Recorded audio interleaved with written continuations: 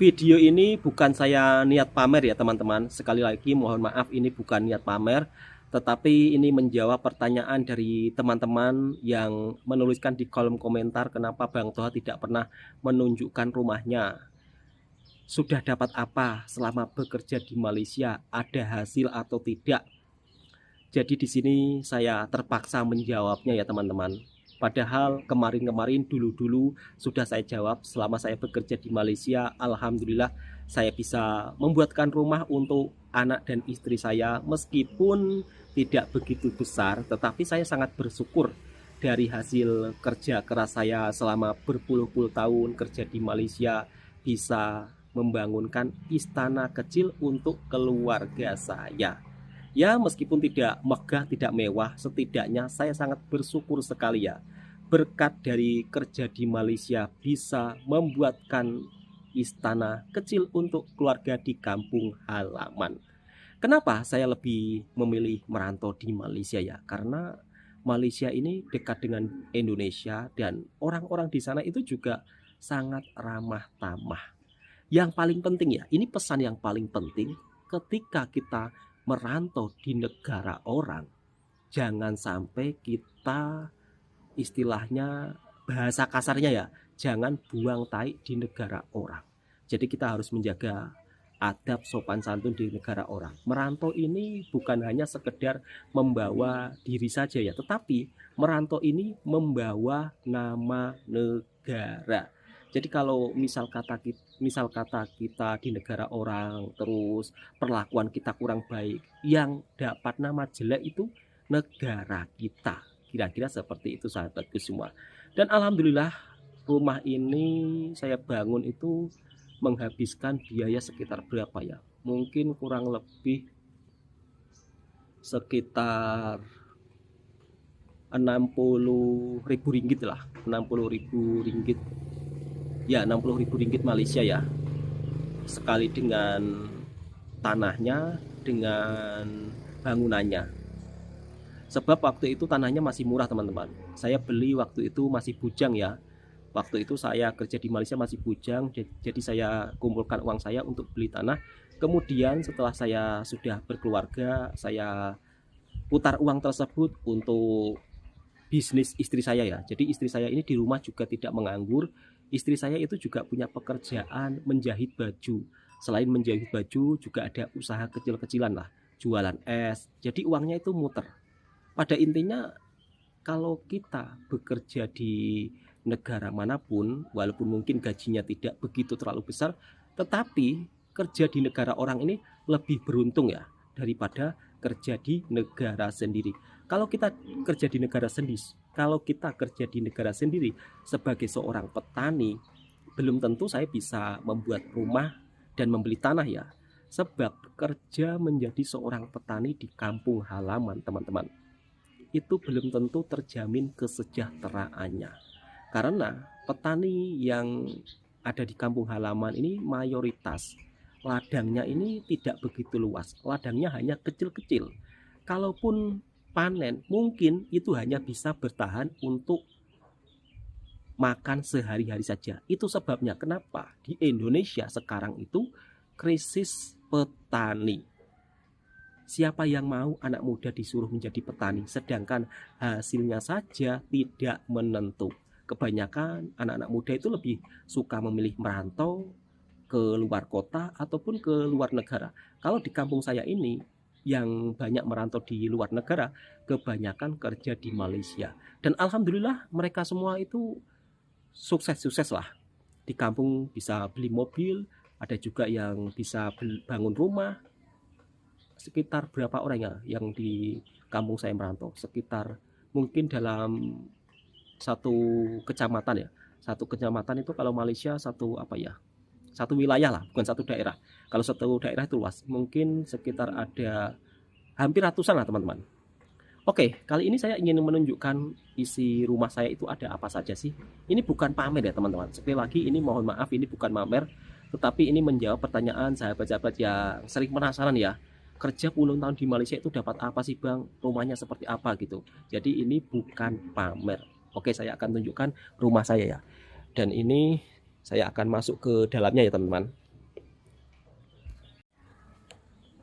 Seperti ini teman-teman, isi rumah saya ya. Hasil dari kerja di Malaysia. Masih berantakan semua teman-teman. Belum itu ya, belum tertata rapi. Atapnya saya menggunakan ini pakai baja ringan. Kalau pakai kayu teman-teman, saya nggak mampu ya. Soalnya kayu itu harganya sangat mahal teman-teman. Jadi kalau pakai kayu jati ini nggak mampu ya. Saya pakai baja ringan. Dan ini mesin jahit istri saya. Ini.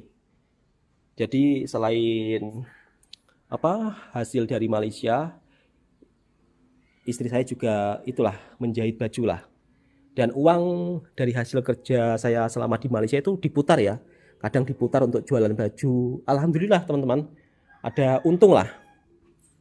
Dari awalnya saya nol ya, saya nol, tidak punya apa-apa ya. Jadi rumah ini hasil kerja keras saya dan istri saya lah. Hasil kerja keras berdua.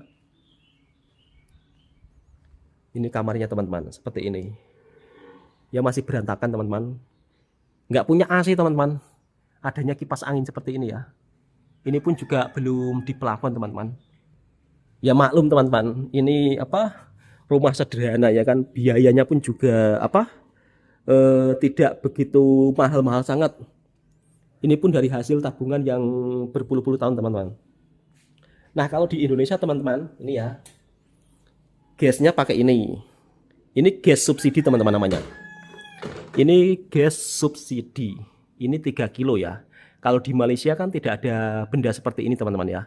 Kalau di Malaysia nggak ada benda seperti ini. Di Malaysia tuh rata-rata gasnya itu besar-besar ya.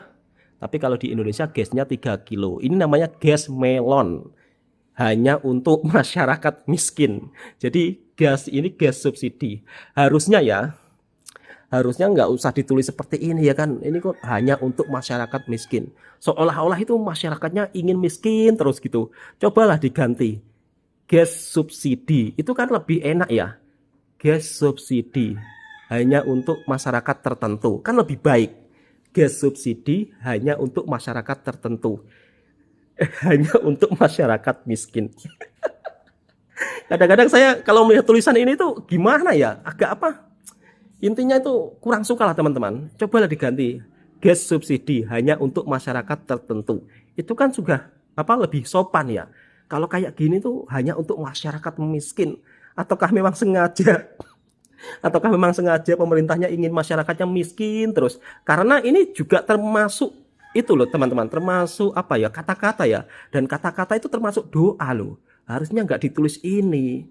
Kalau ditulis ini tuh harusnya ini salah ini. Gas subsidi hanya untuk masyarakat tertentu. Itu lebih sopan kalau dari segi pandangan saya lah teman-teman. Dan dapurnya juga belum jadi teman-teman. Karena ya uang terbatas ya. Insya Allah nanti kalau ada tabungan mungkin bisalah untuk membuat dapur ya teman-teman. Kalau di rumah itu teman-teman ya seperti biasa. Ini sambal ya kan. Untuk makanannya ya tahu tempe. Kadang pakai sayur, kadang tidak. Tapi kalau untuk orang desa ya, sarapan tahu tempe digoreng sama sambal itu udah enak teman-teman. Ini tempat bawang merah pun saya juga belum ada teman-teman. Jadi bawang merah kemarin beli banyak, jadi diletak di sini saja ya. Seperti itu teman-teman.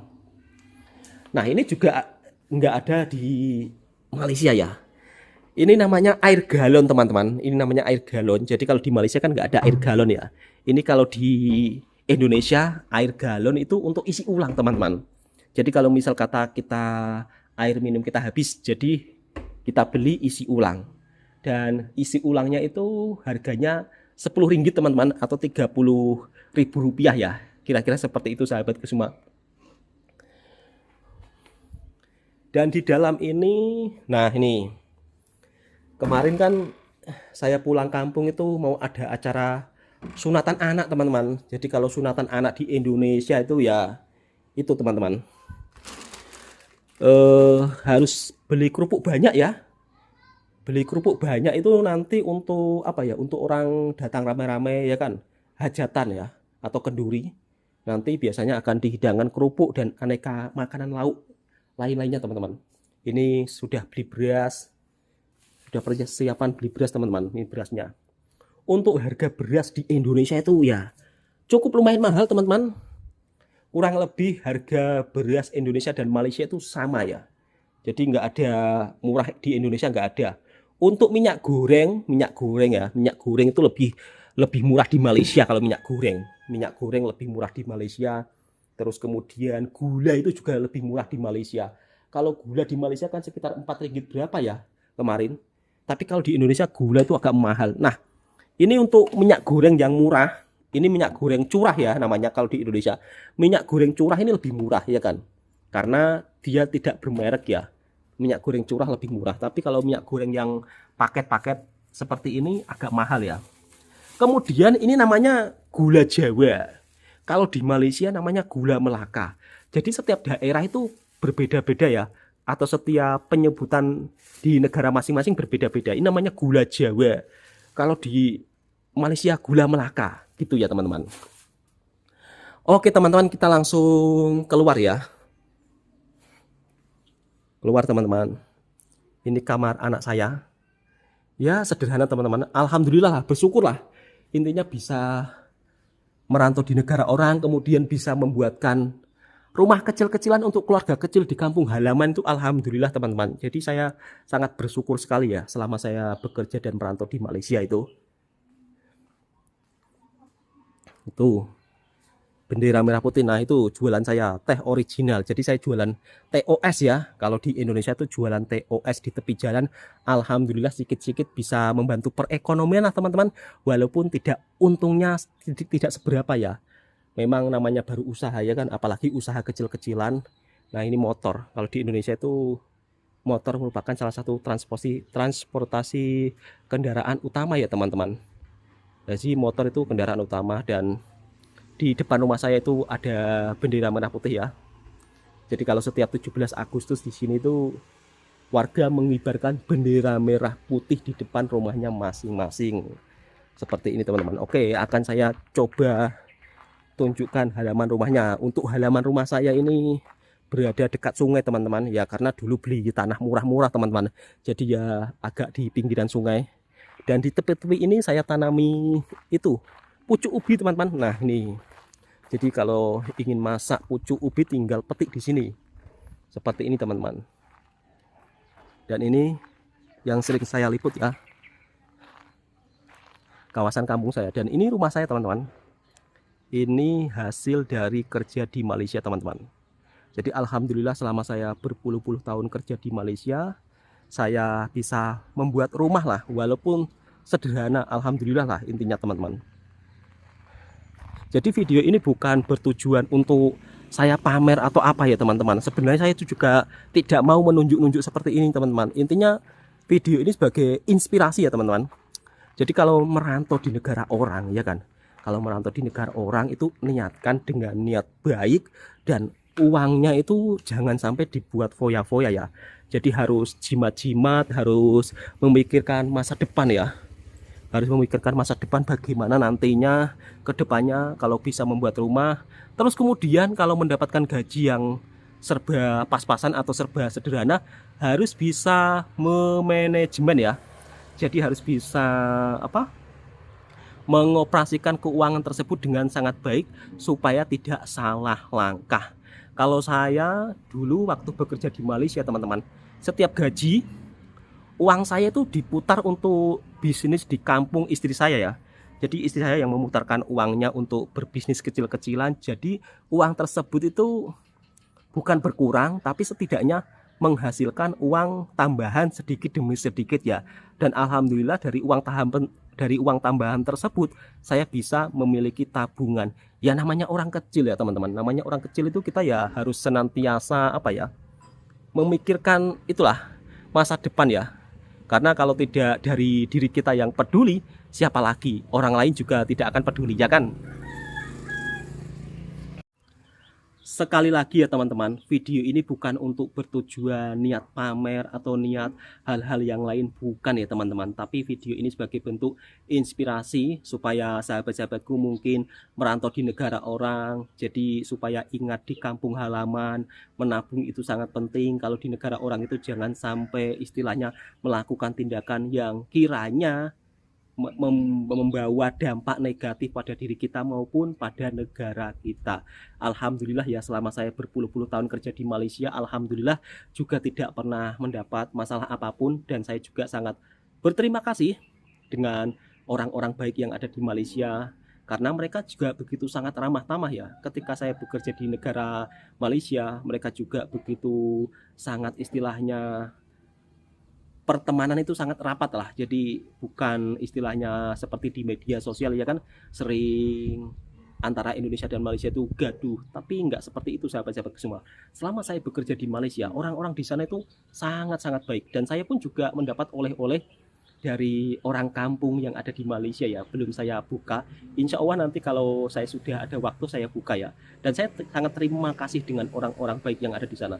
Saya itu kalau di sana itu seperti di kampung sendiri ya. Jumpa dengan orang-orang baik di sana, selalu diajak ngopi, selalu diajak jalan ke sana ke sini, ditunjukkan kampung-kampung yang ada di sana. Itu merupakan sesuatu yang sangat apa ya? Saya sangat terharu lah.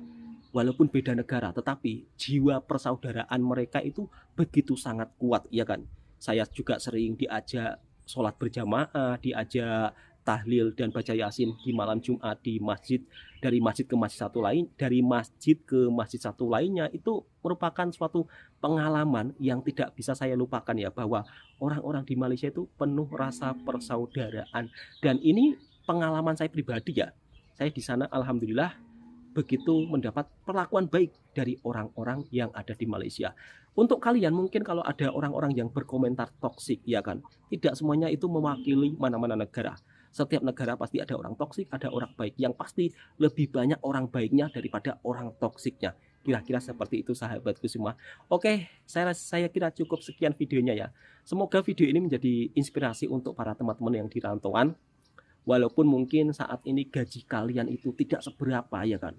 Mungkin dikatakan, wah kerja di negara Malaysia itu gajinya kecil, gajinya tidak besar. Tapi kalau kita bisa menggunakan uang tersebut dengan secara benar, insya Allah menjadi berkah ya.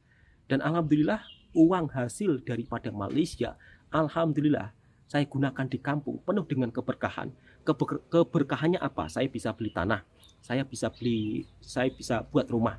Itu suatu kebanggaan bagi saya ya, seorang perantau yang dari desa kosong, maksudnya kosong itu berawal nol, nggak punya apa-apa, kemudian merantau di negara orang, bisa buat rumah, bisa istilahnya membuatkan itulah tempat tidur nyenyak untuk anak istri. Itu merupakan suatu kebanggaan untuk para bapak-bapak ya, bukan saya saja ya, mungkin untuk para bapak-bapak yang di luar sana sedang merantau lah, intinya seperti itu. Oke, cukup sekian sharing hari ini. Semoga sahabatku video ini bermanfaat ya, dan kiranya suka dengan kontennya Bang Toha Channel, silahkan tekan tombol merahnya, subscribe, like, komen, dan bagikan ke sahabat-sahabat Anda semua. Assalamualaikum warahmatullahi wabarakatuh.